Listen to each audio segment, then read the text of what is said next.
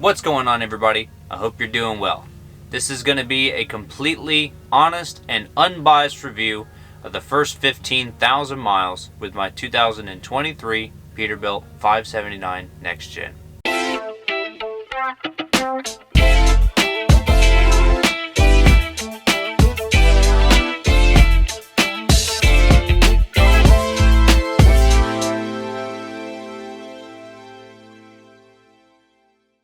I'm assuming you came to this video because you're either interested in buying one of these trucks or you're being given one by a company and you want to know what you're getting into. I will tell you what I like, what I don't like, pros and cons, and just some things to look out for with these that I've experienced so far. Spoiler alert, it ain't too good. First, we're going to talk about the pros, mainly because it's a shorter list. First and foremost, it's a pretty comfortable truck. It's pretty spacious. It's pretty pleasant to be in for long periods of time. I really appreciate the updated dash, how it's really just the color scheme that's changed and the buttons have changed. I like the new design of the buttons. I like the more use of the black in the door panels and in the dash. I like the design of the steering wheel. I think it becomes to be, quite a pleasant place to spend your 11 hours driving a day. My favorite upgrade of the interior by far has to be the new cup holders. They don't slide in and out like the old ones did, and the old ones rattled so bad and they were so annoying. And they never quite sat where you wanted them to, and they were just a pain in the ass in general. New ones come out, they're fixed, and they have this nice little pocket in the center, this little cubby hole sort of deal for you to store whatever you want in there. I keep my headphones there so I can answer calls easily, things of that nature. They also have the USB ports on the little cubby hole inside of the shelf, so you're not worried about plugging in a car charger to run your, keep your cell phone charged and things of that nature. I really like that. As far as the outside goes, I think they did some very, very good updates. I think it's a very good looking truck for an aero truck, which is kind of a hard feat to accomplish, and I think they did a pretty good job. I think it's a good looking truck. Now I'm going to move on to the cons, and I've got a lot of them. Start on the inside. First off is the freezing dash. Brand new truck, 207 miles. Speedometer's not working, door's stuck on, and I have 2 alerts. And the hill start's not working. My dash is stuck. I know that PACCAR has a recall out for the dash right now. I don't know whether or not you have to pay for that, or if Peterbilt will actually fix it for free. Seems like you can't really get anything for free when it comes to doing things on a big rig, so I'm interested to find that out.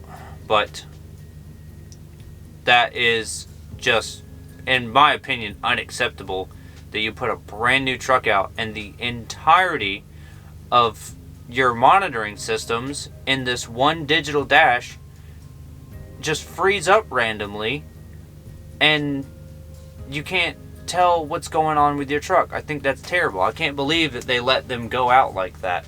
The digital dash is cool, I will admit, but it's so bright, and even if you turn the brightness all the way down, it's bright to the point where it reflects off of the passenger window, and you can't see your convex mirror on the driver's side, and you can't see like half of the, at least where my seating position is, you can't see like half of the bottom of the mirror on the driver's side because the dash just blocks it. And it doesn't matter how dim you have it, because you can't turn it all the way off, you can't black it out. At least that I've been able to find. So I think that's really annoying. If you plan on parking for an extended period of time, if you want to go home and take some time off and you're going to turn off all the lights and the electrical systems in the truck, all of the settings in the dash will reset. So if you have your favorites layout set the way you want, you can go in and put gauges where you want them in your own layout. And If you do that and you leave the truck by itself without anything power-wise on, it just forgets all of it. It forgets all of your settings for your favorites, and you have to redo it all.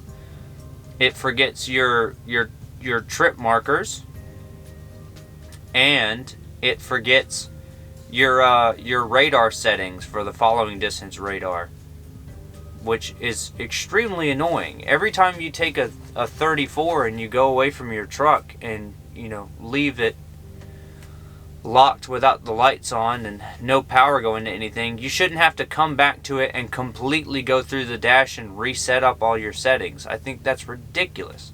I still haven't been able to figure out the trip counter. I don't know exactly how it works. It seems like it's never really told me what I wanted to know, and I've never been able to figure out how to go in and delete the markers that you've already made, even if you did it on accident. I can't find how to do it. I'm sure I could read through like the owner's manual and be able to figure it out, but that part of the dash is just really confusing. You don't really have a lot of options as far as what you can and can't change, and I find that kind of annoying, especially with the price point of these trucks. When it comes down to having something that could be completely customizable any way that you want to do it, it's full digital. It's basically just a TV screen in the dash, and your settings that you have the option to change are so limited. It just doesn't make sense to me. On the driver's side of the steering wheel, you have a little scroll wheel, and the scroll wheel is how you go through the dash. That's how you navigate through everything in it. Especially like if you scroll it up and down, you'll go through the different presets and your favorites, displays of gauges and things of that nature. And if you're like me and you're used to turning with one hand back and forth, you're constantly hitting that scroll wheel, and your dash is just going to go and do all sorts of different things that you're not even meaning while you're trying to back into a parking spot or back up to a dock or whatever.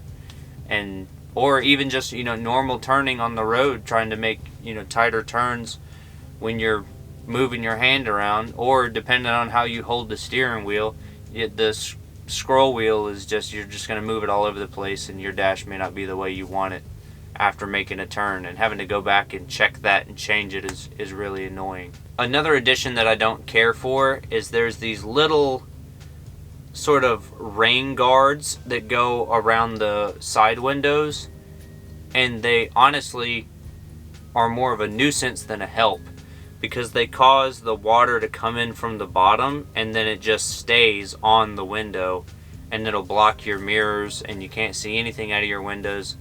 And if you just try and roll your window down and back up, it almost gets worse. So that gets to be a little annoying. And the wipers aren't very good either. The factory wiper blades were terrible. I didn't keep them on for like 2 days before I bought a good set of Rain-X ones. And even still, it's like just the position of the arms, it doesn't hit all the spots of the windshield like it should. And it's kind of everything when you're driving a big rig is being able to see. So I feel like they should either revisit that or kind of just figure out a new system that actually causes the wiper to touch all the way across the windshield and keep the contact. The windshield washer nozzle is like halfway up the wiper, so it only sprays the top half of the swipe of the wiper, and the bottom half doesn't get any spray, so it doesn't really clean like it should. And when you're in like the snow and you're getting a lot of crap on the windshield, it makes it really hard to see. And there's like this spot in the center of the windshield that just doesn't ever get sprayed, and it stays dirty, and it doesn't make any sense why they wouldn't spray, like make it where it would spray the whole windshield. It's honestly, I don't understand how that was even brought up. Like, did they not even drive it and try and spray the windshield and see that it didn't spray all the windshield and it wasn't cleaning the windshield like it was supposed to? I don't know. There's a lot of things on this truck that just don't make sense to me. Like, why didn't they should take some input from drivers and kind of figure out what are these things that people need when they're driving these trucks. And it's this small stuff that just kind of all adds up. Another thing that doesn't make any sense to me, which is a safety aspect, is on the last generation of 579, there was a blinker in the door. Now, on this new generation, there's no blinker. There's no side blinker. The only blinkers you have on this truck are in the headlights, on the sides, next to the headlights, like the old truck, and the ones on the back of the frame. There's nothing down the side, and that's a lot of surface area, especially on the right-hand side. When you have a car in your blind spot that you can't see and you start to signal, they don't have any way to see that. There's nothing over there for them to look at because they took the blinker away. That makes no sense. This could be a model thing, I'm not sure, but I don't understand why at an over $200,000 price point they still haven't made the convex mirrors and the hood mirrors power. Why? There's so much room in front of the switch panel for all your controls on the driver's side door that you could easily put controls to move the mirrors, so it's not an issue with that. It's got to just be a cost savings thing of why they just don't want to do it. I understand that's something that you would probably adjust once and maybe never have to do it again.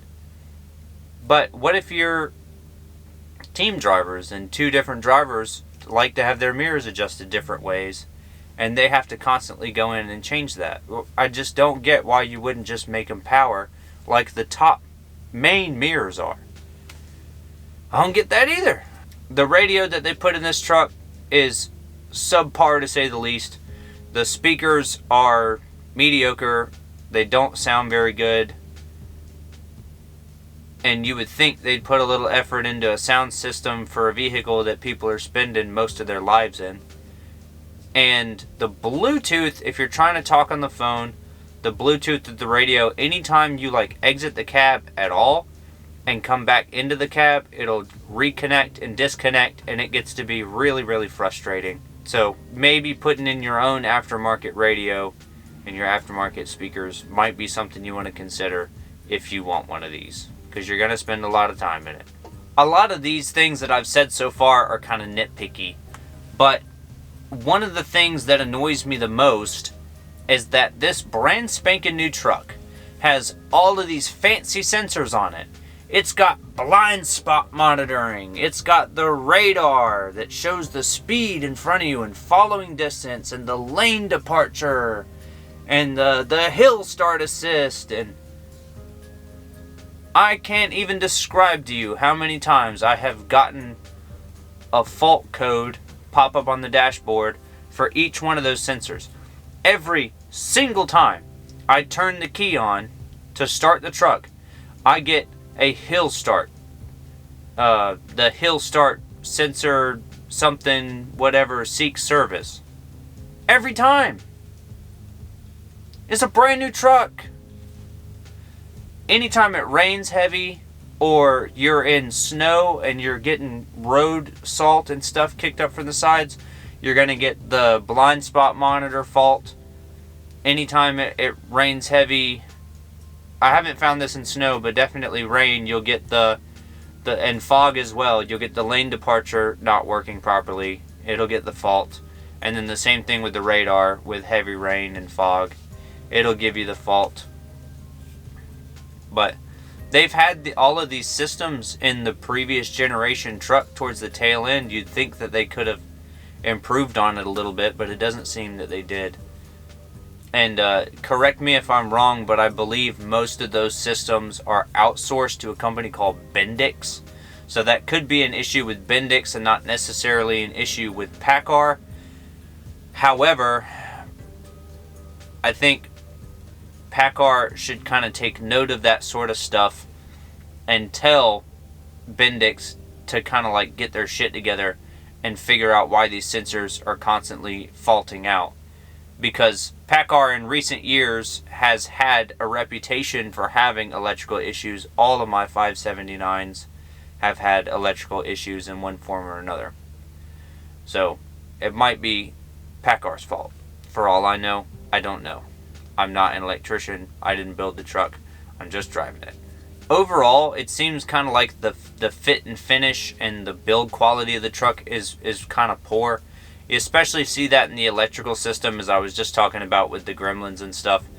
But material wise, it feels like a lot of just kind of like real cheap plastic.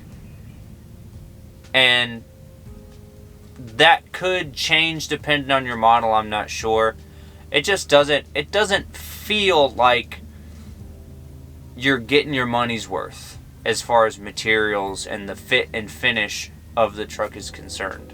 Case in point of that, when I got the truck, I had a squeak coming from the bushings in my stacks. Peterbilt, if you're watching this, the squeaky stacks? You're telling me y'all couldn't grease those bushings when you put them together? That's ridiculous. Brand new truck, squeaking so bad. It's almost unbearable. For the first 1,000 miles, it squeaked horrendously. It was almost unbearably annoying, and I don't understand why they didn't grease the bushings when they assembled the truck. I think that may have been an oversight. Maybe my truck was built on a Friday. I don't know. But that makes it extremely annoying when your first 1,000 miles trying to get used to the truck. I'm very thankful that it went away and they wore in, but you shouldn't have to deal with that when you spend this amount of money on something. The stock driver's seat itself is, in my opinion, really uncomfortable. It's the same exact seat that the last generation had. So if you are going to buy one of these trucks, if you can look past everything that I've said so far, definitely recommend going out and spending the money on a good seat, because the factory seat is just, it's not comfortable. It's not comfortable to me. It might be different for you, but in my experience, it was not comfortable, and I had to get an aftermarket seat. Now, I'm going to talk about the automatic transmission real quick. If you don't have or you don't want the automatic transmission, you can go ahead and skip this part of the video. But I didn't have a choice. I ended up with the automatic, and I don't like it at all. I don't like the shift points that it chooses. I don't like how it chooses to skip gears. It chooses to skip gears in a lot of situations where you don't want to skip gears. It chooses the wrong gear sometimes. It tries to anticipate things that you're not going to do. Like, it never anticipates that you're going to be turning, and it'll skip like 2 gears higher than you really needed to take the turn in, and then it'll bog down in the turn and then have to downshift itself back to where it was. So you're sluggish trying to get out into traffic, trying to make a turn off of an on-ramp or whatever, and that gets really annoying. When you go through the mountains, it feels like it doesn't downshift when it's supposed to. It doesn't feel like it really uses all of the power that it has capable to it. And probably my biggest complaint that I'll have about this truck at all is that I already had a transmission fault where the transmission itself got stuck in neutral and wouldn't go in any gear, forward or reverse, for a good like 15 minutes. Biggest complaint so far. Watch this. It won't shift.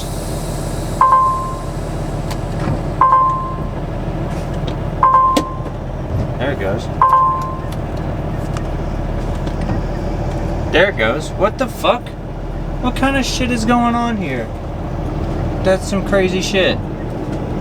This thing is temperamental, son. This is ridiculous. And I was in the middle of like making a maneuver in a parking lot and just got stuck sitting in the middle. I couldn't go anywhere. In conclusion, I don't personally recommend you buy one of these trucks. I don't think that the pros outweigh the cons, and I just simply don't think that they're worth the money that they're charging for them.